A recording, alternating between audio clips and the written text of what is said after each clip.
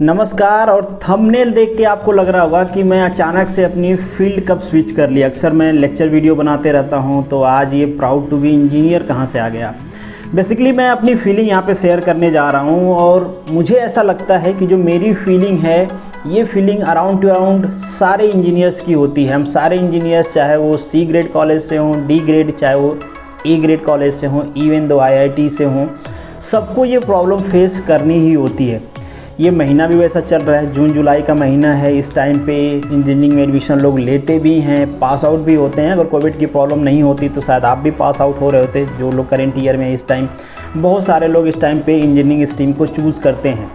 तो एक बहुत ही कॉमन क्वेश्चन उनसे पूछा जाता है, दोनों लोग से जो इंजीनियरिंग चूज़ कर रहे होते हैं उनसे ये कहा जाता है कि बेटा आजकल तो इंजीनियरिंग की कोई वैल्यू नहीं है, कौन इंजीनियरिंग कर रहा है, कौन पूछ रहा है इंजीनियरिंग को, जॉब नहीं मिलती, लोग 8 से 10 हज़ार में जॉब कर रहे हैं। और बिलीव मी कि ये बातें वो भी कह रहा होता है जो पान के दुकान पे बैठ के पान के पत्ते पे चूना लगा रहा है, खुद के ज़िंदगी में नहीं कुछ किया है और हमें इंजीनियरिंग के ऊपर ज्ञान बांट रहा होता है।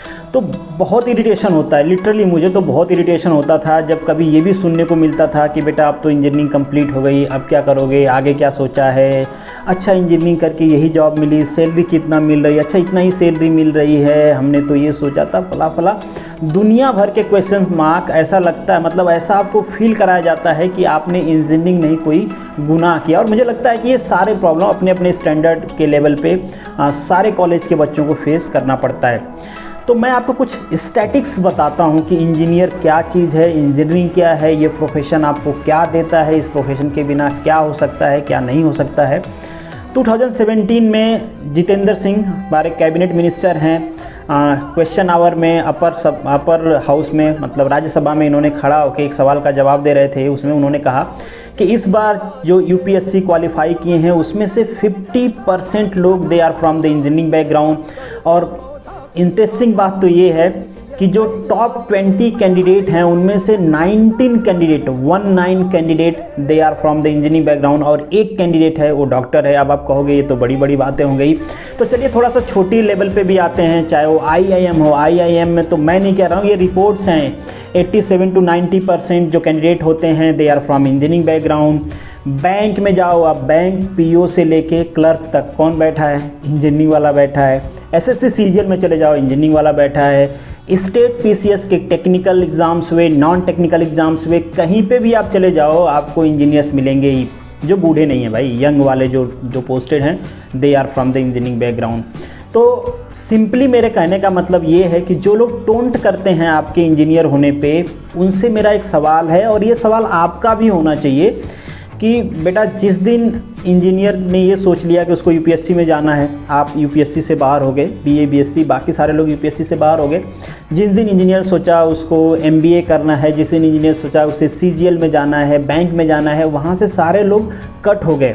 मतलब इन शॉर्ट मैं उनको ये बताना चाहता हूँ कि अगर इंजीनियरिंग वाला ये सोच ले कि उससे भी लोअर ग्रेड में आना है, उसे प्यून बनना है, उसे गांव का लेखपाल बनना है, तो आप ये समझ लो कि आपको वो जॉब भी करने के लिए नहीं मिलेगी, आप बेरोज़गार हो जाओगे। और मतलब आप ये समझ लो कि इंजीनियर अगर प्यून है तो वो एडमिनिस्ट्रेटर भी है, अगर वो पॉलिसी फॉलोअर है तो वो पॉलिसी मेकर भी है। और एक चीज़ और है, मीडिया वालों के बारे में भी बहुत ही चू करते रहते हैं। कभी आपने देखा होगा कि कोई वैकेंसी आई तो आर्टिकल छाप देंगे कि लेखपाल के वैकेंसी के लिए इतने इंजीनियर्स ने किया अप्लाई, इंजीनियरिंग की बेरोज़गारी, ये वो दुनिया भर की चीज़ें। तो मैं उनसे भी कहना चाहता हूँ कि जो पत्रकारिता से रिलेटेड लोग हैं उनको भी ये समझना चाहिए कि आप ज़्यादा ना उकसाओ, नहीं तो फ्रैंकली मैं बता रहा हूँ, सीरियसली बता रहा हूँ कि जिस दिन इंजीनियरिंग वालों को ये लगा कि नहीं अब उनको पत्रकार बनना है ना, तो आपकी जॉब भी उस दिन चले जाएगी। और जो माइक घुसा के आप पूछते हो ना हमसे कि अरे आप तो लेखपाल बन जाओगे या फिर आप प्राइमरी टीचर बन जाओगे या फिर आप इतनी गिरी हुई या इतने नीचे लेवल की जॉब कर रहे हो तो आपकी इंजीनियरिंग का क्या फ़ायदा होगा, आपने इंजीनियरिंग क्यों किया। तो जिस दिन आपकी जॉब या आपके प्रोफेशन में इंजीनियर्स घुसेंगे ना, उस दिन आपको पता चल जाएगा कि इंजीनियरिंग का फ़ायदा क्या है और करने का क्या मतलब है। अब इसके पीछे की मैं थोड़ी सी आपको स्टैटिक्स भी यहाँ पे शेयर करना चाहता हूँ। ये कोई मिरेकल या मैजिक नहीं है कि हर जगह इंजीनियर सेलेक्ट हो रहे हैं, इसके पीछे उनका मेहनत है। एक सिंपल चीज़ को आप एनालाइज करने की कोशिश करो। आप सोचो कि एक बीए वाला एक बीएससी वाले को आप कह दोगे एक बार कि आप चलो बैठ के कंटिन्यूसली 8 to 10 आवर पढ़ो, उसकी हालत ख़राब हो जाएगी। वो सोचेगा कि अरे यार इतना तो हम पूरे एक साल में बैठ के पढ़ते हैं, मजाक कर रहा हूँ। बट बीए वाला कितना पढ़ सकता है? 2 घंटे अनइंटरप्टेड, 2 घंटे हद से हद। बीएससी वाला 3 घंटे पढ़ सकता है। बट अगर आपने इंजीनियरिंग किया है और आपने सारे सब्जेक्ट क्वालिफाई किए हैं तो मैं ये गारंटी के साथ कह सकता हूँ कि आपने रात भर जग के पढ़ाई की होगी। बहुत सारे ऐसे होते हैं कि लास्ट नाइट फाइटर होते हैं, वो पेपर से एक पहली रात को पूरी रात पढ़ते रहते हैं। अपने साथ भी ऐसा हुआ है, बहुत सारे स्टूडेंट थे, हमने भी पढ़े हैं, पूरी रात पढ़ते थे कि छूट गया, ये छूट गया। तो इस टाइप की हमारी एक्टिविटीज़ होती हैं। तो ये आपके अंदर एक इनहेरेंट एक चीज़ बिल्ड कर देता है कि आप लेबोरियस बन जाते हो। ज़रूरत पड़ती है जब आपको ये फील होता है कि अरे यार मैं तो बेरोज़गार हो रहा हूँ, मुझे जॉब चाहिए, तो उस टाइम आप अदर ब्रांच से कहीं ज़्यादा मेहनत करने की आपके पास एबिलिटी होती है। आप उस चीज़ को सस्टेन कर पाते हो। आप किसी भी सर्कमस्टांसेज में ज़्यादा से ज़्यादा तैयारी कर सकते हो। दूसरी चीज़, हालांकि मुझे भी पसंद नहीं है बट करना पड़ता था, आप भी करते होगे। अगर आप करंट ईयर में होगे या पास आउट किया होगा तो आपने भी किया होगा। आप आंख बंद करके 100 पेज 200 पेज एक सेमेस्टर में 300 पेज असाइनमेंट लिख देते थे हम लोग। तो इससे क्या होता है, हमारी जो राइटिंग स्किल्स है ना वो भी इम्प्रूव हो जाती है।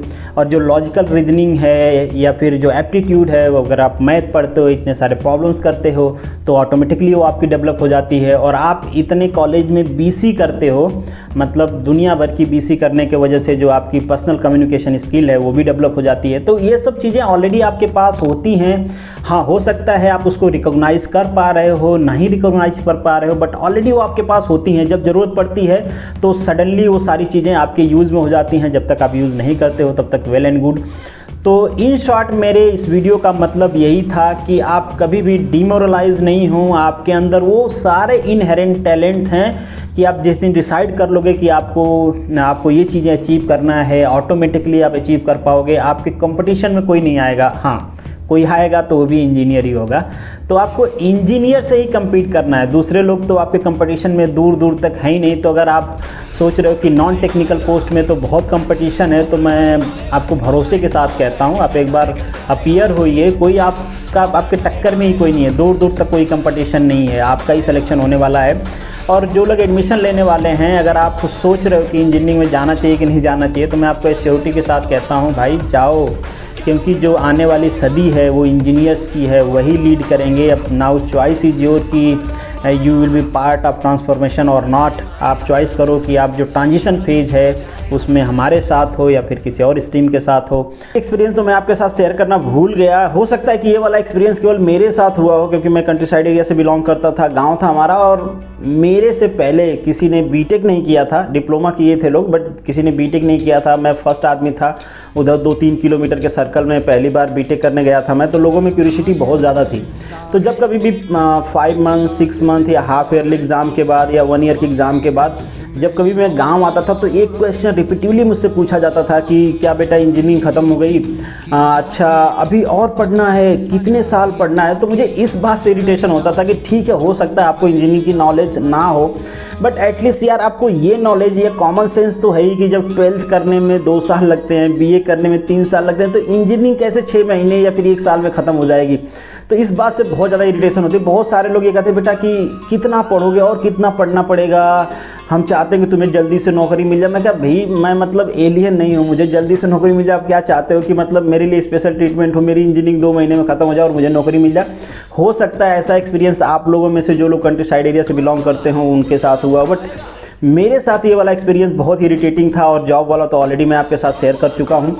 तो अगर आपके साथ कोई ऐसा एक्सपीरियंस हुआ हो, आपके किसी के सवाल पे इरिटेशन हुआ हो, तो कमेंट बॉक्स में ज़रूर शेयर करें।